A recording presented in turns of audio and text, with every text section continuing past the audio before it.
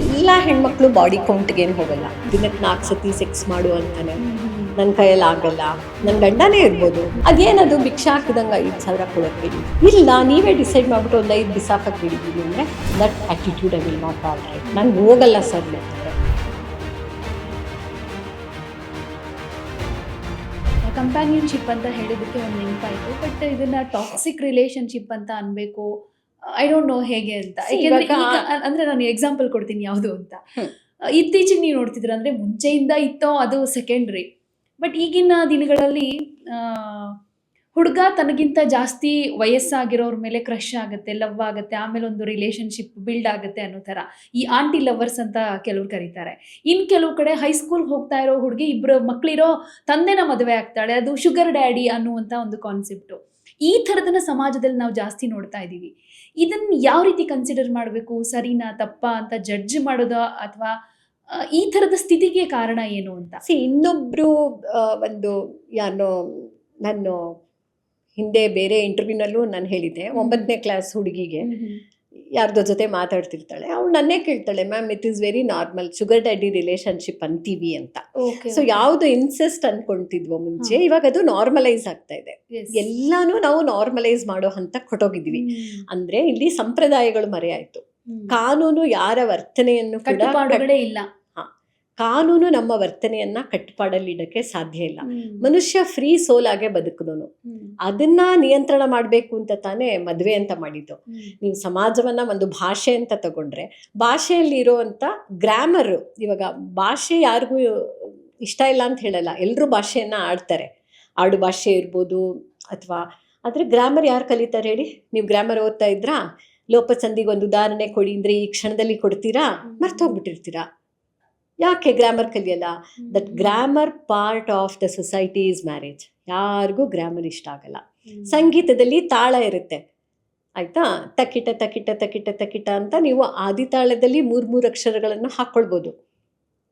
ಆದರೆ ಆ ಗ್ರಾಮರ್ ಯಾರಿಗೂ ಬೇಡ, ಒಟ್ಟು ಹಾಡಬೇಕು. ಹಾಡಿಷ್ಟ, ಆದರೆ ಗ್ರಾಮರ್ ಬೇಡ.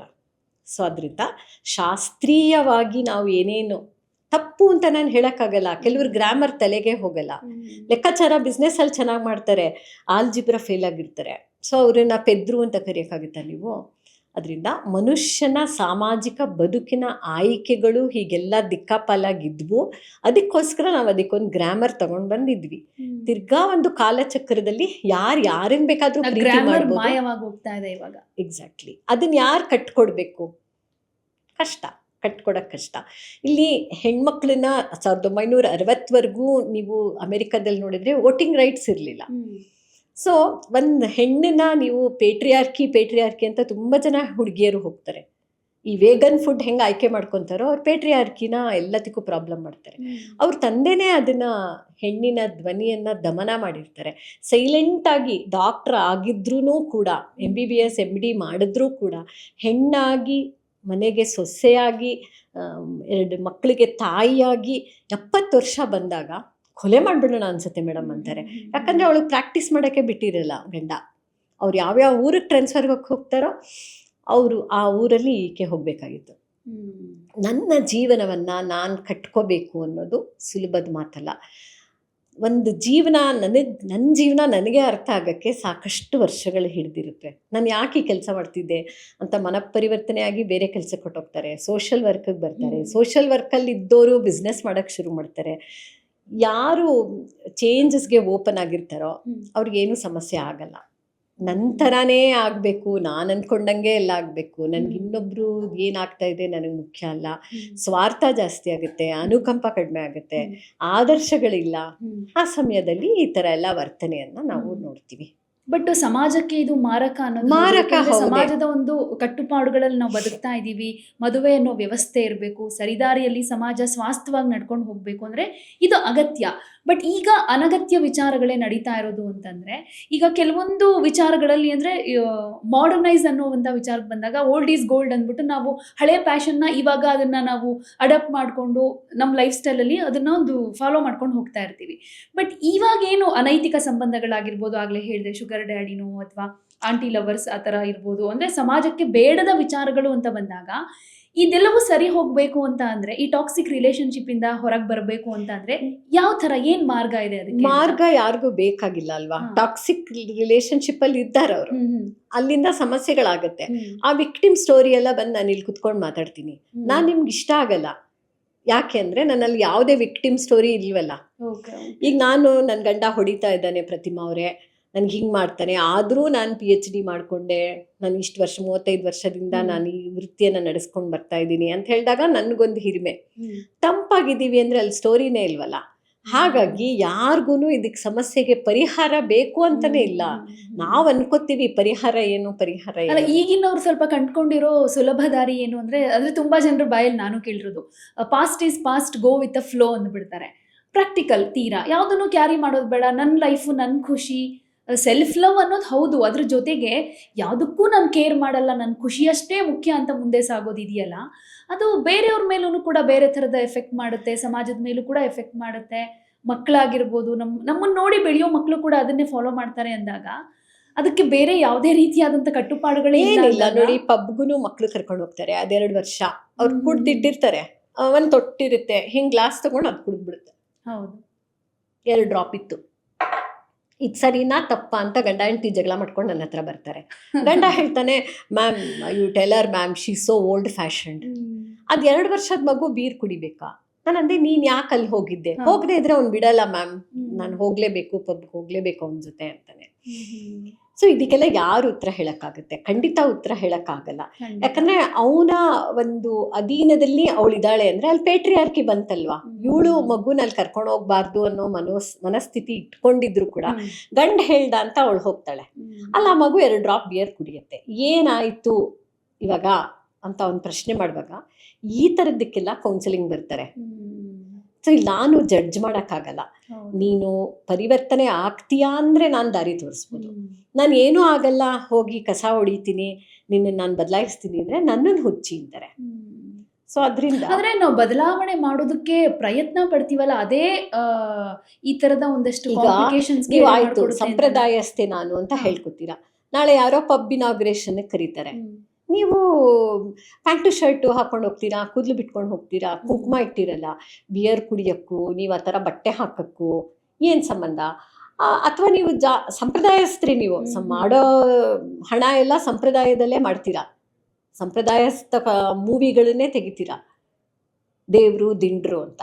ಆದರೆ ಪಬ್ಗೆ ಹೋಗಿ ಈ ಥರ ಅವ್ರಿಗೆ ಯಾರಿಗೋ ಬೆಸ್ಟ್ ವಿಶಸ್ಸೇ ಹೋಗೋಕ್ಕೆ ಕೊಡಕ್ಕೆ ಹೋಗಿದ್ದೀರಾ ನೀವು, ನಾನು ಬೇಡ ಅನ್ನಲ್ಲ. ಆದರೆ ಸಂಪ್ರದಾಯ ದುಡ್ಡು ಮಾಡೋಕ್ಕಿದೆಯಾ ಅಥವಾ ನನ್ನ ಅನುಕರಣೆ, ನನ್ನ ಆಚರಣೆಯಲ್ಲಿದೆಯಾ, ನಾನು ಯಾರನ್ನ ಅನುಕರಿಸ್ತೀನಿ, ಅದು ಇಂಪಾರ್ಟೆಂಟ್. ಖಂಡಿತ. ಆಮೇಲೆ ಇವಾಗ ಅಂದರೆ ಮೊದಲಿಂದ ಹಿಡಿದು ಇಲ್ಲಿವರೆಗೂ ನಾವು ಇಂಥ ಒಂದು ಸಿಚುವೇಶನ್ಗೆ ಸಮಾಜ ತಲುಪ್ತಾ ಇದೆ ಅಂದರೆ ಏನೇನು ರೀಸನ್ಸ್ ಅನ್ನೋದ್ರ ಬಗ್ಗೆ ಒಂದಷ್ಟು ಮಾತಾಡಿದ್ವಿ. ಅದರಲ್ಲಿ ಜಾಸ್ತಿ ಫ್ಯಾಮಿಲಿಯಲ್ಲಿ ನಡೆಯುವಂಥ ಟ್ರಾಮಾ ಆ ಥರದ್ದೇ ಜಾಸ್ತಿ ಇತ್ತು. ಬಟ್ ಇದಕ್ಕೊಂದು ಆ್ಯಡ್ ಆನ್ ಅಂತ ಅಂದರೆ ಇತ್ತೀಚಿನ ದಿನಗಳಲ್ಲಿ ಜಾಸ್ತಿ ಇದೇ ರೀಸನ್ನು ಅಂತ ಅಂದರೆ ಸೋಷಿಯಲ್ ಮೀಡಿಯಾ, ಫೋನ್, ಈ ಥರದ ವಿಚಾರನೇ ಜಾಸ್ತಿ ಹೆಚ್ಚು ಚರ್ಚೆಗೆ ಬರೋದು. ಇವಾಗೆಲ್ಲ ಪ್ರಪಂಚ ಹಾಳಾಗ್ತಿದೆ ಅಂದರೆ ಸೋಷಿಯಲ್ ಮೀಡಿಯಾ ಅಂದ್ಬಿಡ್ತಾರೆ. ಒಳ್ಳೆ ಇವಾಗ ನಾನು ನೀವು ಹೈಸ್ಕೂಲಲ್ಲಿ ಕ್ಲಾಸ್ಮೇಟು ಆಯಿತಾ, ನಾವು ಬಿಟ್ಟು ಒಂದು 10 ವರ್ಷ ಆಗಿದೆ. ಸೋಷಿಯಲ್ ಮೀಡಿಯಾ ಇನ್ಸ್ಟಾಗ್ರಾಮಲ್ಲಿ ತಾನೇ ನಾನು ಮತ್ತೆ ನಿಮ್ಮನ್ನು ನೋಡಿದ್ದು, ಮತ್ತೆ ನನ್ನ ಪ್ರೀತಿ ಹುಟ್ಟುಕೊಂಡಿದ್ದು ಸೋಷಿಯಲ್ ಮೀಡಿಯಾದಲ್ಲಲ್ವಾ. ಹೌದು. ಹಾಗಾಗಿ ಎಲ್ಲ ಸೋಷಿಯಲ್ ಮೀಡಿಯಾನ ಬೈತಾ ಇದ್ದಾರೆ. ಎಲ್ಲ see technology are knife, it has use and abuse. If you hold the knife towards the handle, it will serve you. If you hold towards the sharp edge, it will cut you ಅಂತ. So ನಾವು ಚಾಕುನ handle ಜಾಗದಲ್ಲಿ ಇಟ್ಕೊಂಡ್ರೆ ಅದು cut ಮಾಡಕ್ಕೆ ನಾವು use ಮಾಡ್ಕೋಬೋದು. ನೀವು ಕೈನೇ ತಗೊಂಡು ಆಯಿತು, ಈಗ ಕೇತನ್ ಅವ್ರನ್ನ ಸಿಯಾ ತಳ್ಳಿದ್ರು ಆಯಿತಾ, ಅದಕ್ಕೆ ಸಾಮಾಜಿಕ ಜಾಲತಾಣದಲ್ಲಿ ಸೋನಮ್ ಅವರನ್ನ ಕಾನೂನಿನ ಒಂದು ಪರಿಚಯ ಆಯಿತು ಅವಳಿಗೆ, ಸಾಮಾಜಿಕ ಮಾಧ್ಯಮ ಅದನ್ನ ತನ್ನ ಕೆಟ್ಟ ಕೃತ್ಯಕ್ಕೆ ಹೇಗೆ ಬಳಸ್ಕೊಂಡ್ಲು ಅನ್ನೋದನ್ನ ತಿಳ್ಕೊಂಡ್ಲು. ಆಮೇಲೆ ನಾನು ಎವಿಡೆನ್ಸ್ ಇಲ್ದಲೆ, ಇವಾಗ ಎವಿಡೆನ್ಸ್ ಇದ್ರೆ ಸಿಕ್ಕಾಕೋತೀನಿ, ಯಾವುದೇ ಆಗೋದು ಹೇಗೆ ಅನ್ನೋದನ್ನು ತಿಳ್ಕೊಂಡ್ಲು. ಆಮೇಲೆ ಚಾಟ್ ಎಲ್ಲ ಡಿಲೀಟ್ ಮಾಡಿದಾಳೆ ಅವಳಿಗೂ, ಮತ್ತೆ ಚೇತನ್ ಅನ್ನೋ ಹುಡುಗ, ಚೌಧರಿ ಹುಡುಗಂಗೆ ಆಗಿರೋ ಚಾಟ್ ಎಲ್ಲ ಡಿಲೀಟ್ ಮಾಡಿದ್ದಾರೆ ಇಬ್ರು. ಪಕ್ಕಾ ಕೋಲ್ಡ್ ಬ್ಲಡೆಡ್ ಬರೋಕ್ಕೆ ಕಾರಣ ಒಂದು ಎಂಪತಿ ಇಲ್ಲದೆ ಇರೋದು, ಸೈಕೋಪ್ಯಾಥಿಕ್ ಬಿಹೇವಿಯರ್, ಚಿಕ್ಕದ್ರಲ್ಲೇ ಗೊತ್ತಾಗ್ತಾ ಇರತ್ತೆ ನಮಗೆ. ಕಳ್ತನ ಮಾಡೋದು, ಏನಕ್ಕಾದ್ರೂ ನೀವು ಕಳ್ತನ ಮಾಡ್ಬೋದು, ಸುಳ್ಳು ಹೇಳೋದು, ಅದನ್ನು ಹಾಗೆ ಬಿಟ್ಬಿಟ್ಟಿರ್ತಾರೆ. ಆ ಸ್ಟಬನ್ ಬಿಹೇವಿಯರ್, ಆಪೋಸಿಷನಲ್ ಡಿಫೈಯೆಂಟ್ ಆಗೋದು, ಕುಡಿಯೋದು, ಮತ್ತು ಆ ಕಿಕ್ ಬರೋ ಅಂಥ ನಾವೆಲ್ಟಿ ಸೀಕಿಂಗ್ನಲ್ಲೇ ನಾವು ಬದುಕ್ತಾ ಇರೋದ್ರಿಂದ ಯಾರಿಗೆ ಆಗಲಿ ಎಷ್ಟೇ ಪ್ರೀತಿ ಮಾಡಿದ್ರು ಕಾಮ ಹೊಟ್ಟೋಗುತ್ತಲ್ವಾ, ನನಗೆ ಆಕರ್ಷಣೆ ಹೊಟ್ಟೋಗುತ್ತೆ. ನೆಕ್ಸ್ಟು ನೀನು ವಿಧಾನಸೌಧ ಕಟ್ತೀಯಾ, ನಿನ್ನ ಜೊತೆ ಮದುವೆಯಲ್ಲಿ ಇರ್ತೀನಿ. 30-40 ಸೈಟು ಇಡ್ಲಿ ವಡೆ ಅಂತೀಯಾ, ನಾನು ಇರಲ್ಲ, ಇಷ್ಟೇ ನಾ ಬದುಕು, ಇನ್ನು ಮಾಡು. ಸೊ ಅದಕ್ಕೆ ಕಾಮ, ಕ್ರೋಧ, ಲೋಭ, ಮದ, ಮಾತ್ಸರ್ಯ, ಅರಿಷಡ್ ವರ್ಗಗಳು ಅಂತ ಹೇಳೋದು. ಸೊ ನಾವು ಧರ್ಮದಿಂದ ಏನಾದರೂ ಸಾಧನೆ ಮಾಡಕ್ಕೆ ಹೋದರೆ ಶಾರ್ಟ್ ಕಟ್ ಬೇಕು ಅಂತ ಹೋಗ್ತೀವಿ, ಅವಾಗ ಎಕ್ಸ್ಟ್ರಾ ಮ್ಯಾರಿಟಲ್ ಅಫೇರ್ಸ್ ಆಗುತ್ತೆ. ಇಲ್ಲಿ ಸಾಮಾಜಿಕ ಜಾಲತಾಣದಲ್ಲಿ ಈಗ ನಾವು ಲವರ್ಸ್ ಆಗಿದ್ವಿ, ಬಿಟ್ವಿ, ಆದರೆ ಮತ್ತೆ ಲಿಂಕ್ಡ್ಇನ್ನಲ್ಲಿ, ಇನ್ಸ್ಟಾಗ್ರಾಮಲ್ಲಿ, ಫೇಸ್ಬುಕ್ಕಲ್ಲಿ ಬೇರೆ ಬೇರೆ ಶೇರ್ ಚಾಟು, ಅಥವಾ ನೀವು ಹೋಟೆಲ್ ಬಗ್ಗೆ ಒಂದು ಕಾಮೆಂಟ್ ಹಾಕ್ತೀರಾ. ಈಗ ನಾನು ಮಾಧ್ಯಮದಲ್ಲಿ ಬಂದಿದ್ದೀನಿ, ಯಾರೋ ಹಳಬ್ರು ಸಿಕ್ಕಾಕೊಳ್ತಾರಲ್ವಾ, ಓ ಇವಳು ಇಲ್ಲಿದ್ದಾಳೆ ಅಂತ, ಓ ಇವನು ಇಲ್ಲಿದ್ದಾನೆ, ಮತ್ತೆ ಮೆಸೇಜ್ ಕಳಿಸೋದು.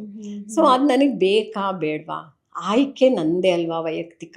ಅದಕ್ಕೆ ಈ ಜೆನೆಟಿಕ್ಸ್ ನೋಡಬೇಕು, ಎಕನಾಮಿಕ್ಸ್ ನೋಡಬೇಕು, ಸೋಷಾಲಜಿ ನೋಡಬೇಕು, ಎಲ್ಲ ನೋಡಿದ್ರೆ ಒಂದು ವ್ಯಕ್ತಿಯಲ್ಲಿ ಎಲ್ಲನೂ ಇದೆ. ಬಟ್ ನಿಮ್ಮ ಸರ್ವಿಸಲ್ಲಿ ಈ ಥರದ್ದು ಒಂದಷ್ಟು ಕಾಂಪ್ಲಿಕೇಶನ್ಸ್ ಕೇಸಸ್ ಬಂದಿದೆ ಅಂದಾಗ ಇತ್ತೀಚಿನ ದಿನಗಳಲ್ಲೇ ಜಾಸ್ತಿ ಅಂತ ಅನ್ಸುತ್ತಲ್ಲ, ಈ ಸೋಷಿಯಲ್ ಮೀಡಿಯಾ ಬಂದ ಮೇಲೇ ಒಂದಷ್ಟು ಜಾಸ್ತಿ ಕಾಂಟ್ರವರ್ಸಿಗಳಾಗಿರ್ಬೋದು, ನಿಮ್ಮ ಹತ್ರ ಬರೋ ಕೇಸಸ್ ಮೆಜಾರಿಟಿ ಕೇಸಸ್ ಅಂದರೆ ಇದರಿಂದನೇ ಜಾಸ್ತಿ ಅಂತ ಅನ್ಸುತ್ತೆ ಅಲ್ವಾ?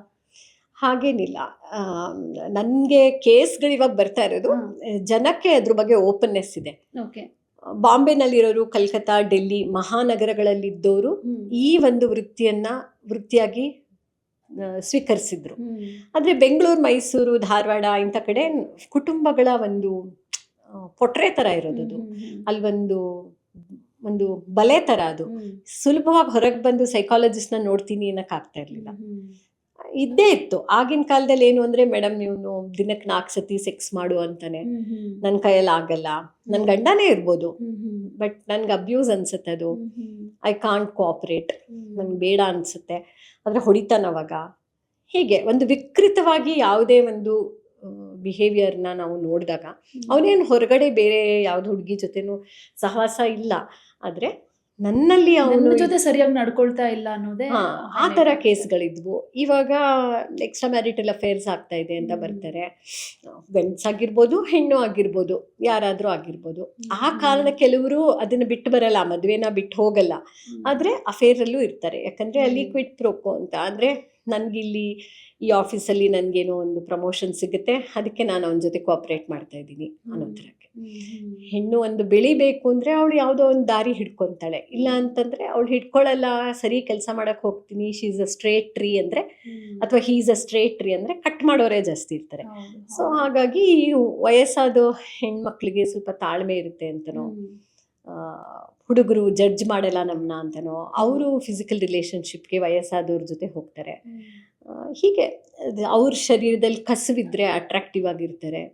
ಯಾರು ಯಾರ ಜೊತೆ ಯಾತಿಗೆ ಹೋಗ್ತಾರೆ ಅನ್ನೋದಕ್ಕೆ ಲಗಾಮ್ ಇಲ್ಲದೆ ಇರೋದ್ರಿಂದ, ಯಾವುದೇ ರೂಲ್ಸ್ ಯಾರಿಗೂ ಬೇಕಾಗಿಲ್ಲದೆ ಇರೋದ್ರಿಂದ, ಹೆಂಗೆ ಬೇಕೋ ಸ್ವೇಚ್ಛಾಚಾರದಲ್ಲಿ ನಾನು ಬದುಕ್ತೀನಿ ಅನ್ನೋ ಒಂದು ಮನಸ್ಥಿತಿ ಇರೋದ್ರಿಂದ ಆಗಿಂದಾಗೆ ನಮಗೆ ಸ್ಪಿರಿಚುವಲ್ ಗುರೂಸ್ಗಳು ಅಥವಾ ದಾಸರ ಪದಗಳು ಈಗ ಯಾರು ಓದೋದೇ ಇಲ್ವಲ್ಲ, ಅಥವಾ ಶರಣರ ವಚನಗಳಾಗಲಿ, ಮೀರಾಬಾಯಿಯವರ ಒಂದು ಗೀತೆಗಳಾಗಲಿ, ಕಬೀರ್ ದಾಸ್, ಸೂರ್ದಾಸ್, ಯಾರಿಗೂ ಬೇಡ. ಸಾಹಿತ್ಯ ಯಾವಾಗ ನಾವು ಕೊಲೆ ಮಾಡ್ತೀವಿ ಆವಾಗ ಮನಸ್ಸು ಸಂಸ್ಕಾರ ಹೊಂದೋದೇ ಸಾಹಿತ್ಯದಿಂದ. ಆದ್ದರಿಂದ ಅತ್ಯುತ್ಕೃಷ್ಟ ಕೃತಿಗಳನ್ನು ನಾವು ಓದಬೇಕು, ಅದು ಆಗ್ತಾ ಇಲ್ಲ.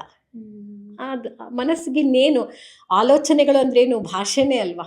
ಹೌದು, ಅದೇ ಆಗ್ತಾ ಇಲ್ಲ. ಆಮೇಲೆ ಈಗ ನಿಮ್ಮ ಹತ್ರ ಬಹಳಷ್ಟು ಕೇಸಸ್ ಬಂದಿರುತ್ತೆ, ನೀವು ಕೌನ್ಸಿಲಿಂಗ್ ಮಾಡಿರೋಂಥ ಟೈಮಲ್ಲಿ, ಅಂದರೆ ಇದೊಂದು ಸಮಸ್ಯೆ ಬಗೆಹರಿಸೋದಕ್ಕೆ ಆಗ್ತಾನೆ ಇಲ್ಲ, ತುಂಬ ಕಷ್ಟ ಇದೆ ಅನ್ನೋ ಥರದಂಥ ಯಾವುದಾದ್ರೂ ಕೇಸ್ಗಳಿದೆಯಾ? ಇದೆ.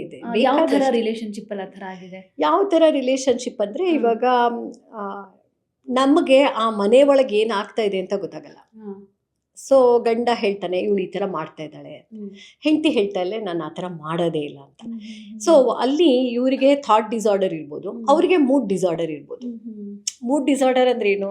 ಈಗ ನಮ್ಮಪ್ಪ ಮಾನ್ಸೂನಲ್ಲಿ ತೀರ್ಕೊಂಬಿಟ್ರು. ಮಳೆ ಬಂದ ತಕ್ಷಣ ಮಳೆ ಬರ್ತಾ ಇದೆ ಅನ್ನೋವಾಗ ನನಗೆ ತುಂಬ ಪ್ರಿಯವಾದ ವ್ಯಕ್ತಿ ನಮ್ಮಪ್ಪ. ನನ್ನ ಮೂಡ್ ಚೇಂಜ್ ಆಗ್ತಾ ಇರುತ್ತೆ. ಆಗ ಇವರಲ್ಲಿ ಒಂದು ವಿಚಿತ್ರವಾದ ವರ್ತನೆಗಳು ಕಾಣಿಸ್ಬೋದು. ಅದಕ್ಕೆ ಇವನು ಹೇಳ್ತಾನೆ, ಅವರಪ್ಪ ಸತ್ 10 ವರ್ಷ ಆದರೂ ಇನ್ನೂ ಹಂಗೆ ಅನ್ಸತ್ತಾ ಮೇಡಮ್ ಅಂತೆಲ್ಲ ಕೇಳ್ತಾರೆ. ಅದೇ ಅರ್ಥ ಮಾಡ್ಕೊಳ್ಳೋದು ಕಡಿಮೆ ಆಗುತ್ತೆ. ಮತ್ತು ಅವನಿಗೇನು ಅಂದರೆ ಒಂದು ಆರ್ಡರ್ ಇರಬೇಕು. ಅದಿಲ್ಲ ಅಂತ ಹೇಳಿದಾಗ ಇವರು ಅಂದರೆ ಇವನಲ್ಲೂ ಮಿಸ್ಟೇಕ್ ಇರುತ್ತೆ, ಅವನಲ್ಲೂ ಮಿಸ್ಟೇಕ್ ಇರುತ್ತೆ. ಆ ಮಿಸ್ಟೇಕ್ನ ಇಬ್ಬರು ಎನ್ಕ್ಯಾಶ್ ಮಾಡ್ಕೋತಾ ಇರ್ತಾರೆ. ನಾನು ಸರಿ ಹೋಗಬೇಕು, ನನ್ನ ತಪ್ಪುಗಳನ್ನು ತಿದ್ಕೋತೀನಿ ಅಂತ ಬಂದಾಗ ಮ್ಯಾರೇಜು ವರ್ಕ್ ಆಗುತ್ತೆ. ನನ್ನ ತಪ್ಪು ಫೋಕಸ್ ಮಾಡ್ದಲೆ ನಿಮ್ಮ ತಪ್ಪು ಏನಾಗ್ತಾ ಇದೆ ಅದನ್ನೇ ನಾನು ಫೋಕಸ್ ಮಾಡ್ತಾ ಇದ್ರೆ ತುಂಬ ಕಷ್ಟ ಆಗುತ್ತೆ. ಅಂಥ ಕೇಸ್ಗಳು ಸಾಲ್ವ್ ಆಗಲ್ಲ.